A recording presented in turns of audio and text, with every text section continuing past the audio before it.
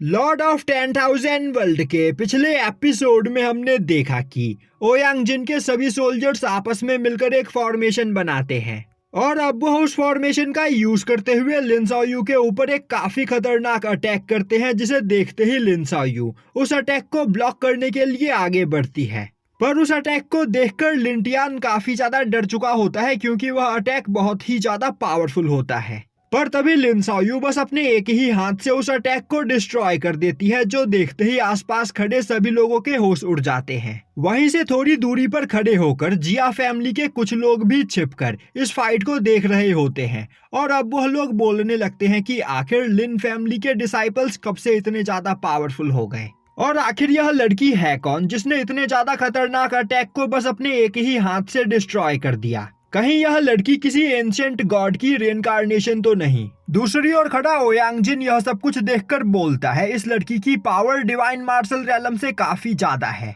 यह बोलते हुए वह अपने कैरेज को लिन साओयू से थोड़ा दूर ले जाता है और अब वह अपने सोल्जर्स को ऑर्डर देता है कि वह लोग लिन साओयू को जान से मार दें। अब एक सोल्जर जो उस फॉर्मेशन को कंट्रोल कर रहा होता है वह लिन साओयू के ऊपर कई सारे स्पीयर से अटैक करता है। तभी लिन साओयू आगे बढ़कर उन सभी अटैक्स को डिस्ट्रॉय करते हुए उस सोल्जर को जान से मार देती है, जो देखते ही वहां पर खड़े दो सोल्जर काफी ज्यादा परेशान हो जाते हैं और वह दोनों सोल्जर्स भी पहले सोल्जर के साथ मिलकर उस फॉर्मेशन को कंट्रोल कर रहे होते हैं, जो देखते ही लिन साओयू उन दोनों सोल्जर को भी वहां पर बस अपने एक ही अटैक से मार देती है। यह देखते ही बाकी सभी सोल्जर्स काफी ज्यादा डर जाते हैं और अब वह लोग अपनी जान बचाकर वहां से भागने लगते हैं। यह देखते ही लिन साओयू उन सभी सोल्जर्स का पीछा करने लगती है। दूसरी ओर एक जगह से खड़ा ओयांग जिन यह सब कुछ देख रहा होता है और अब वह बोलता है आखिर यह लड़की कितनी ज्यादा पावरफुल है। मैं इसकी पावर को सेंस करते हुए यह बता सकता हूँ कि मेरे फादर भी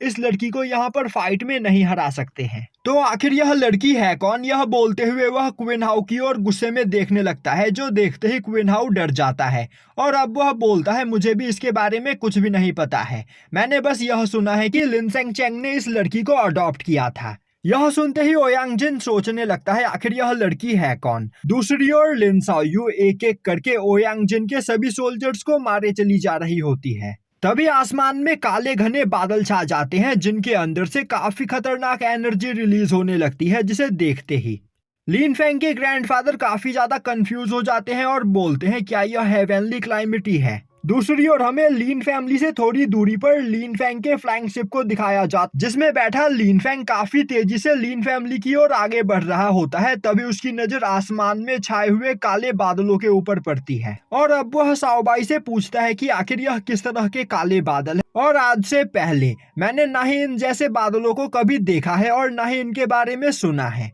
तभी साओबाई लीन फैंग को बताती है कि यह कोई नॉर्मल बादल नहीं बल्कि यह डिवाइन पनिशमेंट की शुरुआत है। अब लीन फेंग साओबाई से पूछता है कि आखिर यह डिवाइन पनिशमेंट क्या होता है, जो सुनते ही साओबाई लीन फेंग को बताती है कि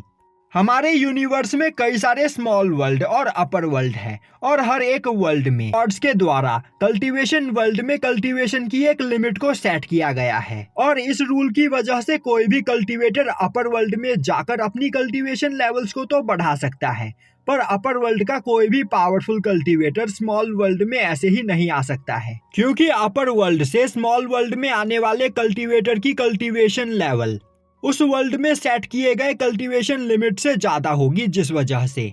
अपर वर्ल्ड से वहां पर आया कल्टीवेटर उस वर्ल्ड में पावर का इम्बैलेंस क्रिएट कर सकता है और अगर कोई भी अपर वर्ल्ड का कल्टीवेटर स्मॉल वर्ल्ड में आ जाता है तो उसे वहां पर डिवाइन पनिशमेंट का सामना करना पड़ता है, जिसके दौरान उसकी कल्टीवेशन और पावर्स को काफी ज्यादा सप्रेस कर दिया जाता है। और तो और कई बार यह डिवाइन पनिशमेंट इतनी ज्यादा खतरनाक होती है कि इस डिवाइन पनिशमेंट का सामना करने वाला कल्टीवेटर जलकर राख हो जाता है और इन सभी डिवाइन पनिशमेंट को कंडक्ट करने वाले गार्डियन गॉड्स बहुत ही ज्यादा खतरनाक होते हैं। दूसरी ओर वह डिवाइन पनिशमेंट वहां पर लिन साओयू के लिए होता है और अब लिन साओयू के ऊपर कई सारे थंडर स्ट्राइक होने लगते हैं, जिन्हें वहां पर लिन साओयू डॉज करने की कोशिश करने लगती है। यह देखते ही ओयांग जिन के सभी सोल्जर्स उन बादलों से दूर भागने लगते हैं, पर वह बादल हर जगह पर लिन साओयू का पीछा कर रहे होते हैं और लिन साओयू अपनी फुल स्पीड में उन सभी थंडर स्ट्राइक को डॉज करने की कोशिश कर रही होती है।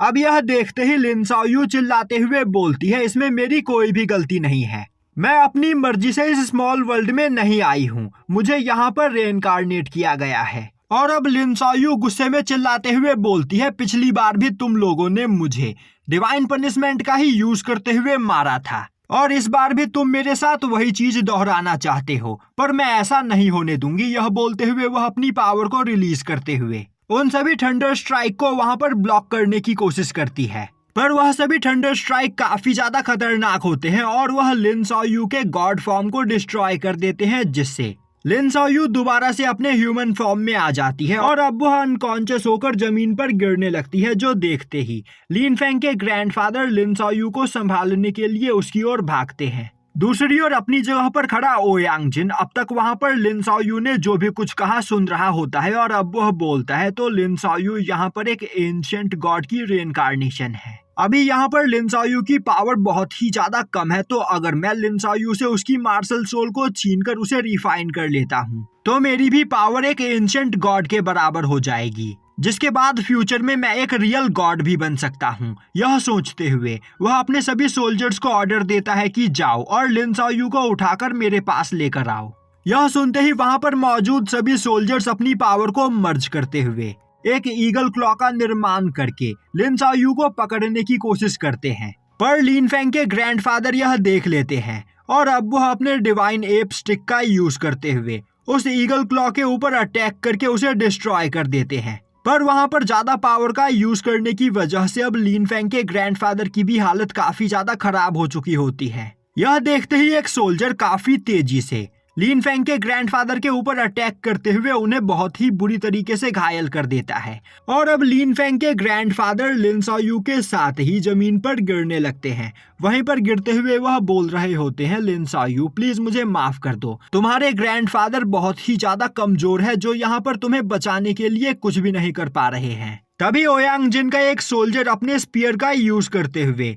लिन फेंग के ग्रैंडफादर को मारने की कोशिश करता है। यह देखते ही लिन टियान डिवाइन एप स्टिक को अपने कंट्रोल में लेते हुए उससे उस सोल्जर के ऊपर काफी खतरनाक अटैक करता है, पर लिन टियान की कल्टीवेशन काफी ज्यादा कम होती है, जिस वजह से वह उस सोल्जर के अटैक के सामने नहीं टिक पाता है और घायल होकर सीधा नीचे जमीन पर आकर गिरता है। तभी वहां पर एंट्री होती है लिन फेंग की, जो कि गुस्से में ड्रैगन रॉड का यूज करते हुए ओयांग जिन के सभी सोल्जर्स को अपने ग्रैंडफादर से दूर कर देता है और अब वह अपने स्काई ड्रैगन फिंगर का यूज करते हुए उस सोल्जर को वहां पर मार देता है। अब उस जगह पर लिन फेंग को देखकर लिन फैमिली के सभी लोग बहुत ही ज्यादा खुश होते हैं। दूसरी ओर शाओबाई उड़ते हुए जाकर लिन फेंग के ग्रैंडफादर और लिन शाओयू को संभालते हुए उसे लिन टाई के पास रख देती है। वहीं पर शाओबाई को देखकर लिन टाई सोचने लगता है आखिर यह लेडी कौन है, और अब वह अपने पास से एक हीलिंग पिल को बाहर निकालते हुए लिन फेंग के ग्रैंडफादर को वह खिलाता है, जिससे उनकी इंजरीज वहां पर थोड़ी सी हील हो सके। दूसरी ओर लिन फेंग को देखते ही क्वीन हाउ काफी ज्यादा परेशान हो जाता है और बोलने लगता है आखिर ऐसा कैसे हो सकता है, आखिर लिन फेंग ड्रैगन माउंटेन रेंज से इतनी जल्दी यहाँ पर कैसे पहुंच सकता है। अब लिन फेंग को देखते ही ओयांग जिन क्वीन ली से बोलता है तो क्या यही लिन फेंग है। तभी क्वीन ली बोलती है, जब मैंने लिन फेंग को पिछली बार देखा था तब बस यह एक मामूली सा अल्केमिस्ट था जो छोटे मोटे मेडिसिन बनाकर लोगों की बीमारियों को हील किया करता था, पर अब यहाँ पर इसकी पर्सनैलिटी पूरी तरीके से बदल चुकी है, साथ ही साथ इसकी पावर भी पहले के मुकाबले काफी ज्यादा बढ़ गई है। यह सुनते ही ओयांग जिन बोलता है तो मैंने यहाँ पर लिन फेंग के बारे में जो कहानियां सुनी है शायद से वह सभी कहानियां सच है, तो फिर चलो देखा जाए कि उन सभी स्टोरीज में कितनी सच्चाई है। दूसरी ओर शाओबाई उड़ते हुए लिन फेंग के पास आती है और अब वह लिन फेंग को बताती है कि उसके ग्रैंडफादर यहाँ पर काफी ज्यादा इंजर्ड है, जिस वजह से वह अनकॉन्शियस हो गए हैं और शायद से उन्हें होश में आने में कई दिन लग सकते हैं। लिन शाओयू ने यहाँ पर डिवाइन पनिशमेंट का सामना किया है, जिस वजह से उसकी बॉडी भी काफी ज्यादा इंजर्ड हो गई है और अभी वह भी अनकॉन्शियस है। अब यह सुनते ही लिन फेंग को काफी ज्यादा गुस्सा आता है और अब वह आगे बढ़ते हुए ओयांग जिन से बोलता है तो क्या तुम ही ओयांग जिन हो। ओयांग जिन हंसते हुए बोलता है तुमने बिल्कुल सही पहचाना। यह सुनते ही लिन फेंग बोलता है तो फिर ठीक है, अब यहाँ पर मरने के लिए तैयार हो जाओ। यह सुनते ही ओयांग जिन गुस्से में बोलता है बेवकूफ, आखिर तुम्हारी हिम्मत कैसे हुई मुझसे इस तरह बात करने की। और अब ओयांग जिन चिल्लाते हुए अपने ईगल गार्ड से बोलता है कि आगे बढ़ो और लिन फेंग को जान से मार दो। यह सुनते ही ओयांग जिन के सभी सोल्जर्स अपनी पावर को मर्ज करते हुए वहां पर एक ईगल स्पिरिट बनाते हैं और अब वह उससे लिन फेंग के ऊपर अटैक करते हैं। तभी लिन फेंग अपनी आइस ड्रैगन मार्शल सोल का यूज करते हुए उस ईगल मार्शल स्पिरिट को डिस्ट्रॉय कर देता है और अब वह अपने आइस पंच से अटैक करते हुए उन सभी सोल्जर्स को मार देता है। यह देखते ही ओयांग जिन के होश उड़ जाते हैं। तभी लिन फेंग उसे देखते हुए बोलता है अब मरने की बारी तुम्हारी। और यहीं पर यह एपिसोड खत्म हो जाता है।